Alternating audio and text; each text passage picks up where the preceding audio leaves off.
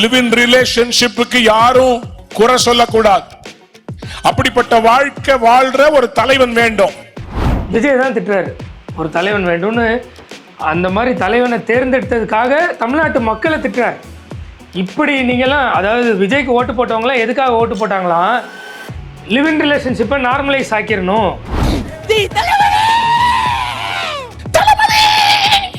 CM வந்து பயங்கரமாக தாங்கி பிடிக்கிற மக்களை, சிஎம்முக்கு ஓட்டு போட்டவங்கள எல்லாரையும் இப்படி சாடுறாரு. 2026 உள்ள யோவான் ஸ்நானன் மட்டும் தயவு செஞ்சு நினைச்சிடாதீங்க. இந்தியாவிலே ஒரு பெரிய புரட்சி வாலிபர்கள் மூலமாய் வரப்போகிறது. அதுக்கு தமிழ்நாடு தான் துவக்கம். அரசியல் ஒரு சாக்கடைன்னு சொல்லுவாங்கல்ல, தமிழ்நாட்டில் உள்ள ஊழியர்கள் வாய் தான். இந்த மாதிரியான ஊழியர்கள் வாய் தான், வேற ஒன்றுமே கிடையாது. என்னதும் பேசும். உண்மையிலே புத்தி சுயாதீனத்தோடு தான் இருக்கிறாங்களான்னு புரியல. அந்த அளவுக்கு இருக்குது இவங்களுடைய செயல்கள். வாங்க வீடியோக்குள்ள போய் பார்க்கலாம்.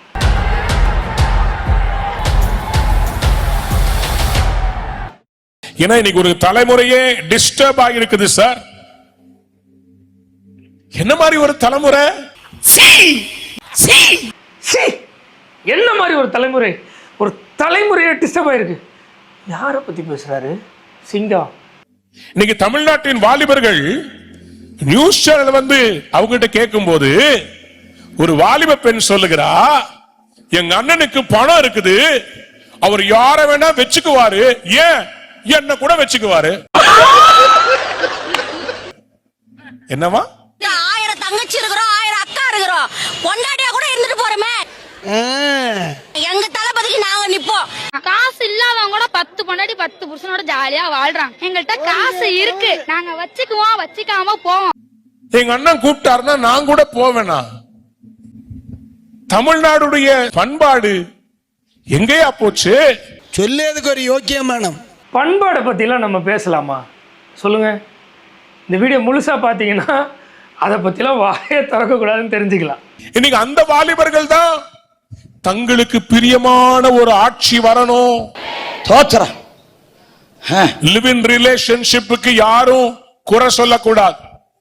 அப்படிப்பட்ட வாழ்க்கை வாழ்ற ஒரு தலைவன் வேண்டும். விஜய் தான் திட்டுறாரு, ஒரு தலைவன் வேண்டும்னு. அந்த மாதிரி தலைவனை தேர்ந்தெடுத்ததுக்காக தமிழ்நாட்டு மக்களை திட்டுறாரு. இப்படி நீங்கள்லாம், அதாவது விஜய்க்கு ஓட்டு போட்டவங்களாம் எதுக்காக ஓட்டு போட்டாங்களாம்? லிவ் இன் ரிலேஷன்ஷிப்பை நார்மலைஸ் ஆக்கிடணும், எல்லாரும் நல்லா லிவ் இன் ரிலேஷன்ஷிப்லேயே இருந்துக்கலாம். அதாவது கணவன் மனைவி கூட தான் வாழணும்னு அவசியம் இல்லை, வேறு யார் கூட வேணால் இருந்துக்கலாம். மனைவி கணவன் கூட தான் வாழணும்னு அவசியம் இல்லை, யார் கூட வேணால் இருந்துக்கலாம். அப்படின்ற விஷயம் நார்மலைஸ் ஆகணுன்றதுக்காக தான் விஜயை தேர்ந்தெடுத்ததாக சொல்கிறாரு. நான் விஜய்க்கு தான் ஓட்டு போட்டேன், ஆனால் சத்தியமா அதுக்காக போடலப்பா. மனைவியை தள்ளிவிட்டு வேறொரு பெண்ணோடு வாழுவான், பிளேன்ல போவான் வருவான், அவனை எனக்கு தலையா வேணும் நீ சொல்லப்படாது. பயங்கரமான தேவ மனுஷன்ல. ஒரு லீகலாக தீர்ப்பே வரல, அதுக்குள்ளே அவன் மனைவியை விட்டுடுவான், வேறு ஆள் கூட போவான், பிளேனில் போவான் வருவான்னு ஒரு தமிழ்நாடு சீஃப் மினிஸ்டரை இப்படி பேசிடலாம்ல. பெரிய யோவான் ஸ்நானன் அப்படின்னு தானே உங்களுக்கு தோணும். தலை சிறைக்கப்பட்ட அந்த யோவான் ஸ்நானன் அந்த மாதிரி ஒரு வல்லமையாக பேசுகிறாரு அப்படி தானே தோணும். தயவு செஞ்சு முடிவுக்கு வந்துடாதீங்க, வீடியோ முழுசாக பார்த்துருங்க. கிறிஸ்தவன்னு சொல்லி நடிப்பான். பேசிக்கலாகவே வந்து நீங்கள் ஸ்பிரிச்சுவலாக கடவுள் நம்பிக்கை உங்களுக்கு ஜாஸ்தியாக இருக்கா இல்லையா, என்ன விஷயம்? இல்லை இருக்கு, நம்ம ஃபர்ம் பிலீவர் தான். வந்து சர்ச்சுக்கெலாம் போவேன், அது ஒரு நல்ல ஒரு ஃபீல் ஒன்று கிடைக்கும். அவன் தான் வேணும், அவன் தான் வேணும். அதாவது அவன் கிறிஸ்தவன்னு சொல்லி ஏமாத்திட்டானா எவன் அப்படின்னா சிஎம். ஐயோ, நம்மலாம் விஜய் அவன் இவன் பேசுவோம். ஏன்னா படங்களில் பார்த்து பழகிட்டோம். ரஜினியை கூட ரஜினி விஜயோட ரொம்ப வயசில் பெரியவர், ஆனால் ரஜினி வந்தாண்டா ஒரே அடிடா அப்படி தானே பேசுவோம். அது வந்து நார்மல்.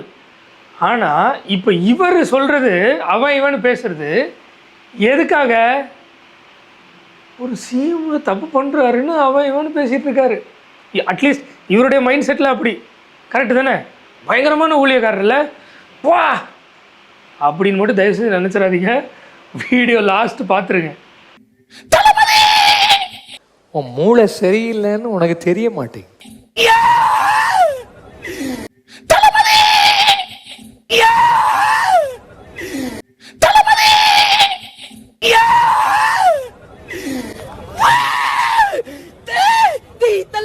தளபதி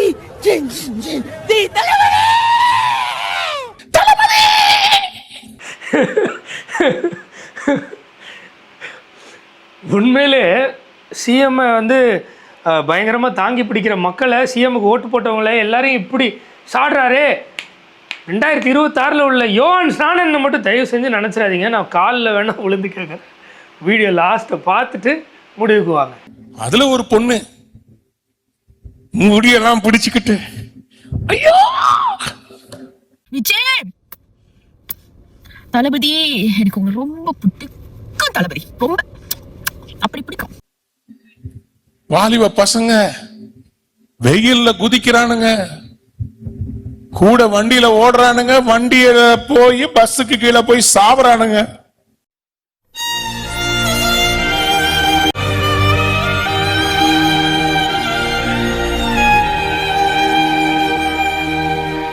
இவ்வளவு நடக்குது. என்ன நடக்குது? அதெல்லாம் பார்த்துக்கிட்டு கிறிஸ்தவ வாலிபர்கள் நீங்க என்ன பண்ணிட்டு இருக்கிறீங்க? ஏதாவது சொல்ற போற என்ன பண்ணிட்டு இருக்காங்க வாலிபர்கள்? அதற்கு காரணம் என்னன்னு வீடியோ லாஸ்ட்ல தெரியும். நீங்க என்னையா பண்றீங்க? நீங்க ஏயா குரல் கொடுக்கல? நீங்க ஏயா சொல்லல? நீங்க ஏன் ஒரு போஸ்ட் போடல? நாங்க ஏன் அதெல்லாம் செய்யலன்னு இதோ கொஞ்ச நேரத்துல சொல்றேன். சரியா? கம்முன்னு இருக்கணும், டென்ஷன் பண்ணக்கூடாது. ஏய் வாலிப பெண்ணே, இந்த மாதிரி இன்னொருத்தனுக்கு நான் திருமணமாகாமலே விபச்சாரியா என்னை கொடுக்க தயார் என்று சொல்லுகிறாயே, வெக்கமா இல்ல? ஏன் யாரும் கேட்கல? ஏன் கேட்கலன்னா, நான் லாஸ்ட்ல தான் சொல்லணும்னு நினைச்சேன், இப்பயே சொல்றேன். உங்களுக்கு தான் ஒரு துளி கூட வெக்கமா இல்லை. இவ்வளோ பேசுறீங்கல்ல, இவ்வளோ பண்ண அதே நபரை நீங்க தான் பாராட்டினீங்க.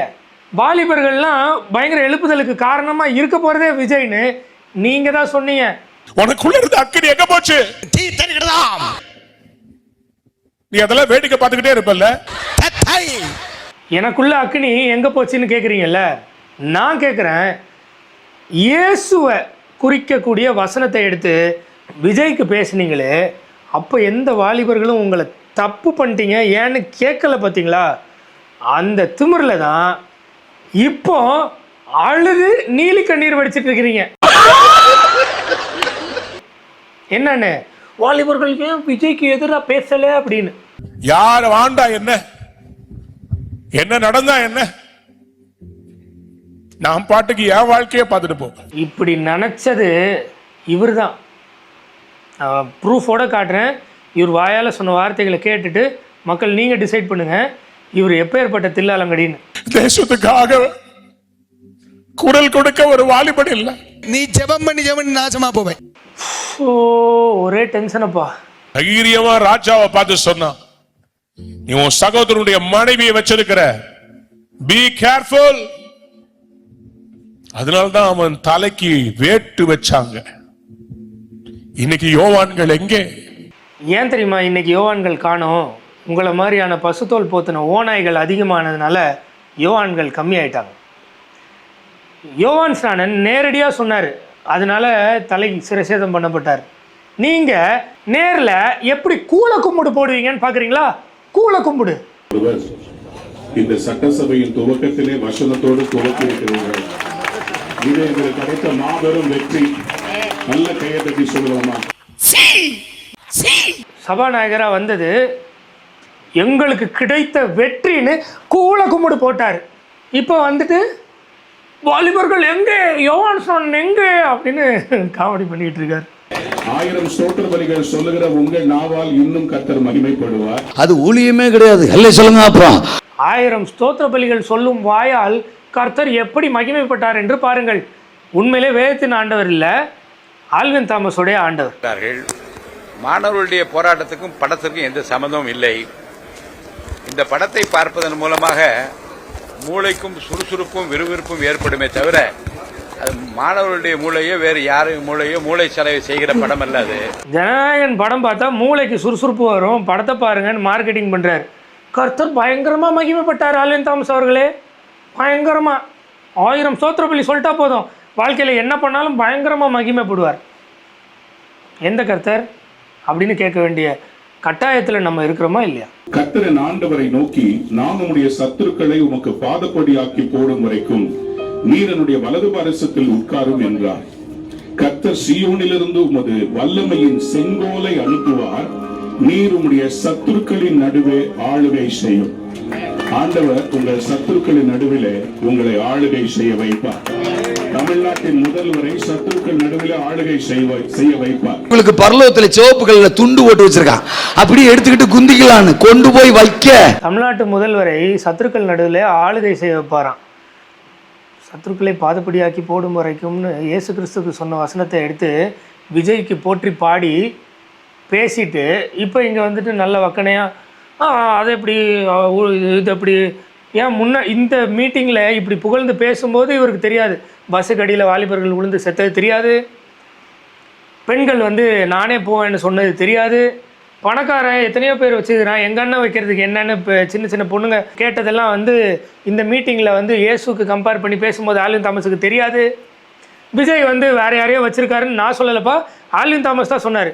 அது வந்து திடீர்னு நேற்று தான் தெரிஞ்சிருச்சு, 3 நாள் முன்னாடி தெரிஞ்சிச்சு, பேசிட்டார். அதுக்கு முன்னாடி ஆலின் தாமஸுக்கு தெரியாது. எதுவுமே ஆலின் தாமஸுக்கு தெரியாது. வாயில் விரல் விட்டால் கடிக்க தெரியாது. அப்படி தானே? இவரெல்லாம் ஊழியக்காரர்னு நம்பி எத்தனையோ மக்கள் இருக்கீங்களே, ஒன்றுமே புரியல எனக்கு. என்னை பொறுத்த வரைக்கும் ஸ்டேபிள் மைண்டே இல்லாத ஒரு நபர் இவர். கரெக்டு தானே? இந்தியாவிலே சத்துருக்களின் நடுவிலே நீங்கள் ஆளுகை செய்வீர்கள். போ பேய, நீ இருந்து எதுக்கு பிரயோஜனம்? நீ போ, நீ எதுக்கு இருக்கிற? தமிழ்நாடு நிச்சயமாக தலை நிமிர்ந்து நிற்கும். இயேசுவின் நாமத்திலே உங்களுக்கு செங்கோல் நீட்டப்பட்டிருக்கிறது. கர்த்தருடைய செங்கோல் உங்களுக்கு நேராக நீட்டப்பட்டிருக்கிறபடினால் நீங்கள் ஒரு யூதா கோத்திரமாக ஆளுகை செய்வீர்கள். ஏற்ற சொன்னார்னு நீ சொல்லப்படாது. உங்கள் வாயிலிருந்து வருகிற வார்த்தைகள் தமிழ்நாட்டை ஆசீர்வதிக்க போகிறது. இப்படி சொல்லிட்டு வாலிபர்கள்லாம் எங்கன்னு அழுது, ஒரு வாலிபர் கூட இல்லை அப்படின்னு அழுகுறீங்களே, இது நடிப்பு தானே. வேறு நான் எப்படி எடுத்துக்கிறது? நீங்களே இப்படியும் பேசிட்டு இங்கே வந்துட்டு இப்படி பேசுனீங்கன்னா நடிப்பு தானே. அப்போ ஆள் முன்னாடி வந்துட்டு கூலை கும்பிடு போட வேண்டியது, வெளியில் வந்துட்டு யோவான் ஸ்நானன் எங்கே அப்படின்னு கேட்க வேண்டியது. ஏன் நீங்கள் யோவான் ஸ்நானனை மாற வேண்டியது தானே? அப்போ அது கொஞ்சம் முன்னாடி இப்படி பேசுனீங்களே, அப்போ எங்கே போச்சு புத்தி? இன்னும் வாலிபர்கள் கூட நிற்க போகிறார்கள். இந்தியாவிலே ஒரு பெரிய புரட்சி வாலிபர்கள் மூலமாய் வரப்போகிறது. உன் மூளை சரியில்லைன்னு உனக்கு தெரிய மாட்டேங்குது. உன் வாழ்க்கையில் அது ஸ்கேன் எடுக்கணும். அதில் ஏதோ தப்பு இருக்குது, என் ரட்சிப்பில் தப்பு இருக்குது. அதுக்கு தமிழ்நாடு தான் துவக்கம். யாராவது கையை தட்டி ஆமென் சொல்லுங்க. இப்படி வாலிபர்கள்லாம் இந்த கட்சி மூலமாக இந்த கட்சிக்கு சப்போர்ட் பண்ணி இப்படி தான் தமிழ்நாட்டுக்கே ஒரு பெரிய மாறுதல் வரப்போகுதுன்னு பேசிட்டு இங்கே வந்துட்டு ஒரு வாலிபர் கூட இல்லையோ கேட்குறதுக்கு எனக்கு ஆண்டவர் அப்படி இப்படின்னு பேசினா இது எந்த லிஸ்ட்டில் எடுக்கிறது?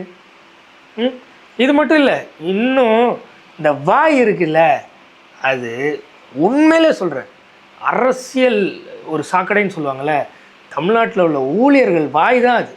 இந்த மாதிரியான ஊழியர்கள் வாய் தான் அது, வேறு ஒன்றுமே கிடையாது. என்னதும் பேசும். அன்னைக்கு என்ன கிடச்சதோ அதுக்கு வேண்டி என்ன வேணால் பேசும். அப்படி தானே எடுக்க முடியும்? எனக்கு புரியல, நீங்களே கமெண்ட் பண்ணுங்கள். நான் இன்னொரு பதிவும் போடுறேன், அதுலேயும் இவர் என்னென்ன பேசினார், இதுக்கு முன்னாடி என்னென்ன பேசினாருன்னு போடுறேன். உண்மையிலே இவர் ஸ்டேபிளான மனுஷனானு மட்டும் எனக்கு கமெண்ட் பண்ணுங்கள், நான் தெரிஞ்சுக்கிறேன்.